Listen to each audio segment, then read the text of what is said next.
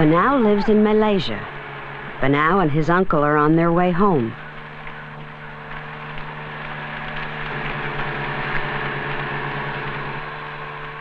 In this part of Malaysia, a lot of traveling is done on rivers. Dense forests make it difficult to build roads in this tropical land. It's hot and rains a lot in Borneo's country. Heavy tropical rain. Thick forests thrive in this hot, wet climate. The rivers that flow through these forests are often the only roads. Nowadays, most boats have powerful outboard motors. But not very long ago, boats had to be paddled, and journeys took a long time. Malaysia is in Southeast Asia. It's shown here in orange. Malaya, also called Peninsular Malaysia, has 11 states. Across the South China Sea are 2 more. Sarawak, the frontier state, is the largest in the Federation of Malaysia. Borneo lives in Sarawak. He's traveling on the Rajang River. He and his uncle have reached a dangerous stretch of the river.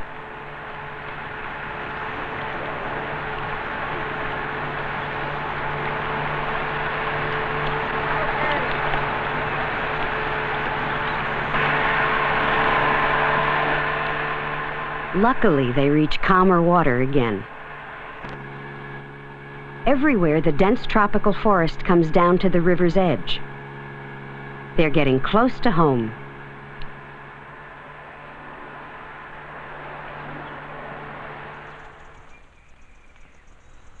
Borneo and his uncle are Dayaks, a group of people who were the original inhabitants of Sarawak.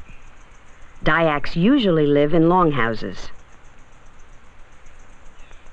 A longhouse is shared by many families.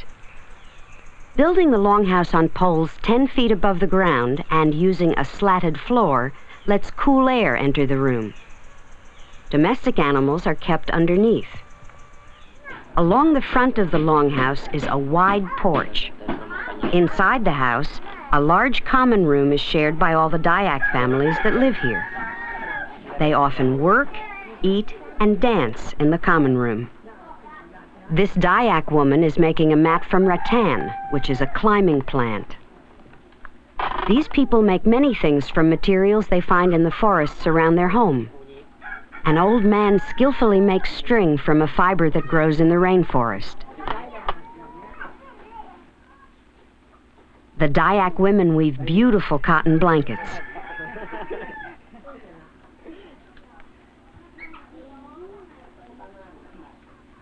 Not all of the space in the longhouse is used communally. Each family has a room of its own. Here, Borneo's mother is cooking the evening meal. In this drawing, you can see how a longhouse would look without some of its walls. On the right is the common area for work.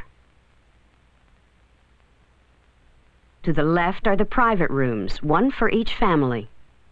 Under the roof is storage space where rice and other foods are kept. The Dayaks grow most of their food. These boys are learning how to plant rice. Small plants are placed in soil covered by water. When the rice has grown and ripened, it's picked. The part containing the rice grains is cut off with a small knife held in the palm of the hand. These are rubber trees. Malaysia supplies 1/3 of the world's natural rubber, and a small portion of this comes from Sarawak. Rubber is made from the sap of the rubber tree. Trees are tapped in the early morning by slicing the bark diagonally. The sap is collected in clay cups or bamboo bark. The small amount of rubber which comes from Sarawak is important to the Dayak people. It's something they can trade for other goods. The sap, known as latex, oozes out of the cut. In 2 or 3 hours, the cups are full, and the tapper returns to empty them. In Peninsular Malaysia, the collected latex is usually taken to a processing center. But in Sarawak, families process the latex at home.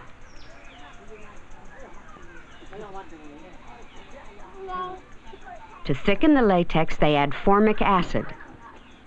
The thickened latex is flattened into thin sheets.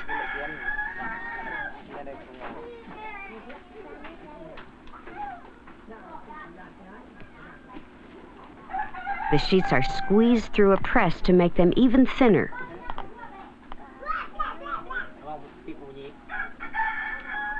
Then left on the porch to dry in the sun. The sheets are smoked, then put into bales and stacked for market.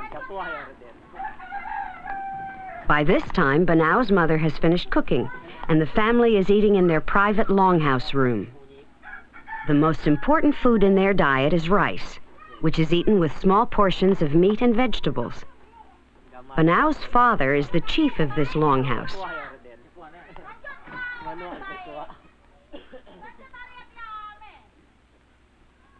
Banao's sister has already learned that it's good manners to pick up food with the right hand, but never the left. Banao's father has given him a job to do tomorrow. With his uncle, Banao heads down the river to the market town of Kapit. They plan to sell rubber and rattan in order to buy other things the family needs.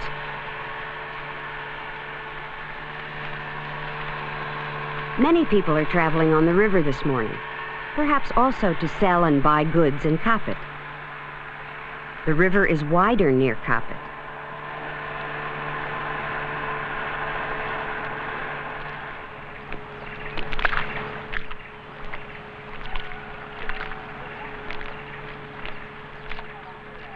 Banao carries the bundle of rubber and his uncle handles the rattan. They hope to buy a kerosene lamp and batteries for their radio, things which don't grow in the forest. Banao offers his rubber and rattan to the owner of this store. Like many of the business people in Malaysia, she's Chinese. While the shopkeeper figures out what Banao's articles are worth, he talks to her nephew, a Chinese boy named Lee Ming Dan. Within a half hour, Banao, his uncle, and the shopkeeper have settled on a fair price.